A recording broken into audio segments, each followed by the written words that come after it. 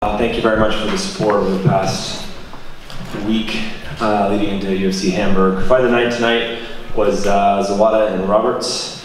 Performance bonuses go to Bermudez and Smith. The gate tonight was $750,000 US, and the attendance was 7,798. Any questions? All right. Yes, sir. What did you make of the crowd tonight? Obviously, you guys were here 2 years ago, but when you compare kind of, I guess, the attendance at the gate, like how happy are you, I guess, with tonight's event? So I mean, I thought, crowd was in early. I think in the second fight we had probably 80% or 85% of the total capacity, which was great. Crowd seemed very educated, very into it, very excited for us to be here. So we were thrilled. It was nice. It was a good, energetic crowd, even with all the 10 or 9 straight decisions. So we were very happy. Obviously, the lead up to the event wasn't perfect. There were so many injuries, so many fights being cancelled left, right, and centre. How is that, I guess, for you guys dealing with? Was there ever any thought of perhaps cancelling the event, as some people were kind of suggesting? No, never crossed our mind.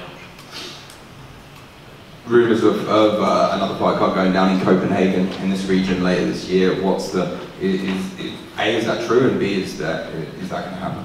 We've got one more event on the schedule for the EMEA region, and that's going to be in Moscow on September 15th, which we're all very excited for. Yes, sir. Yes.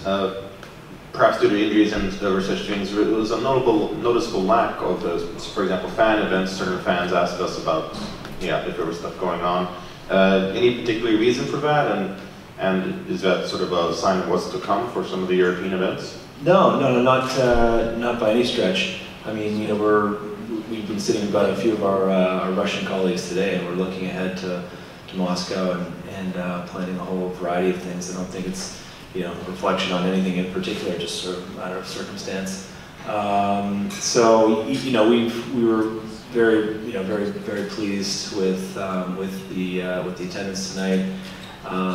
Very pleased with support. I mean, we had the media crew was extensive, and you guys covered our event very well this week, and we're very appreciative for that. Well, thank you. Sweden has so far been a kind of a staple of the future European events. Is that something we can continue to expect?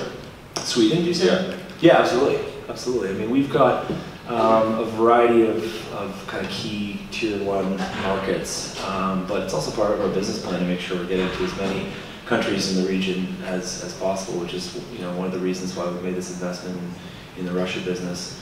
But we'll continue to go back to the UK. I mean, London's obviously a marquee market for us. We will also keep working hard on regulation in France, and we'll continue to look to another number of markets that we haven't been. Croatia, Spain. There's a few of them that we could end up hitting in the next couple of years. Okay, and just final question. Any idea of some kind of estimate of how many European events we can expect next year?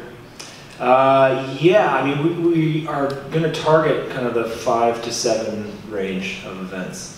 I've been following some of the details around the new US TV deal with ESPN. Our output's going to go to 42 total events next year.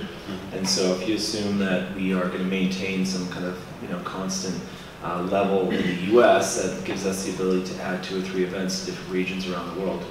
And I think the EMEA region's always proven to be very, very successful, huge fan base. Our events have been great, so we might be adding one here, maybe but making a big investment into China. The Australian business has never been as good as it is now, so we've got a few possibilities. Thank you. No problem. Alex, German Fight News.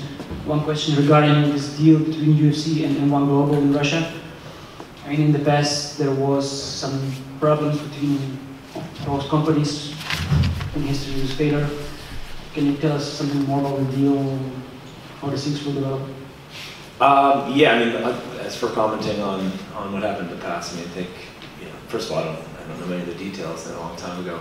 You know, we have identified a few key regions globally, and I've just mentioned two of them, I mean, China and Russia. And for us, you know, if you think about the number of athletes that we've got from Russia and the CIS, it's really third to the US and Brazil. And so there's a huge opportunity for us. There's obviously a very rich tradition in several martial art disciplines as well as MMA in Russia and the CIS. So it's, you know, it's something that we will continue to invest in.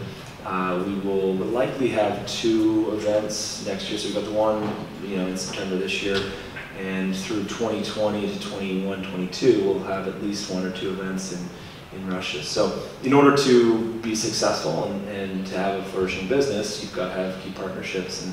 And so for us, it was important to, you know, be able to establish key, you know, sponsorships and content relationships.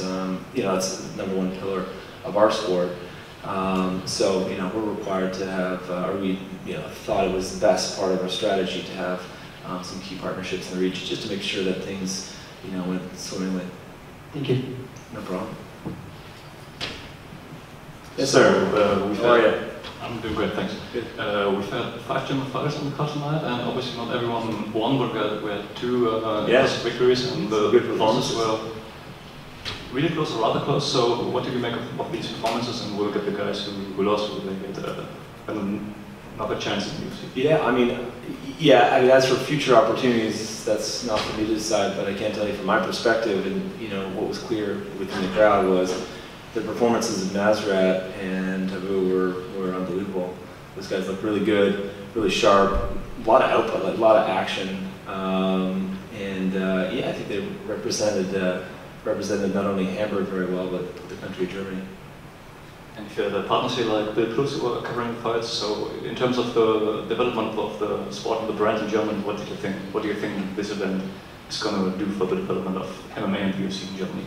Well, yeah, I mean, it's nice to have, you know, a pretty deep roster of talent that you can look at, so that when you come to a market, you know, you've got an opportunity to showcase new guys. I mean, this is, you know, men and women, this is what it's all about. I mean, we're on a constant, dedicated approach to finding new, exciting talent that can one day be, you know, a star in the UFC. And, you know, we're fortunate enough to have 3 debutantes tonight, and to see, you know, Nasrat, who's had a couple fights already, or 1 fight already, but Abu as well. You know, it gives us a lot of optimism.